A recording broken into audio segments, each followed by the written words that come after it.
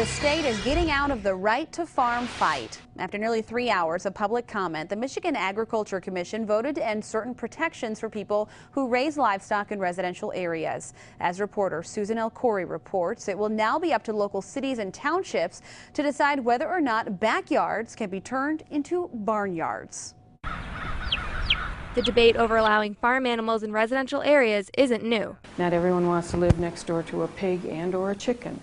For those who don't, knowing who your neighbors are just got a little easier. Certainly cut down on the nuisance complaints. It'll also cut down on confusion. The Commission of Agriculture and Rural Development passed changes to the state's farming guidelines, barring farm animals from residentially zoned areas where agriculture is not a use by right. So things are always moving and changing to make them better for the environment and for our community. Michigan's right to farm law protects farmers who follow the state's generally accepted farming practices. But Monday's decision means people will have to follow guidelines set by their townships.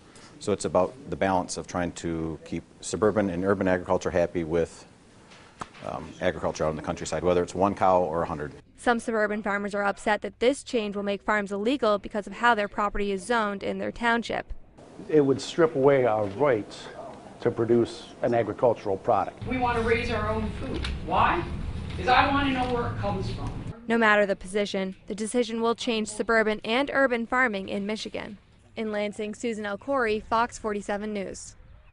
Michigan's Right to Farm Act was passed decades ago to protect big farmers from lawsuits at a time when people were moving from cities into rural areas and then complaining about the farming operations that they found there.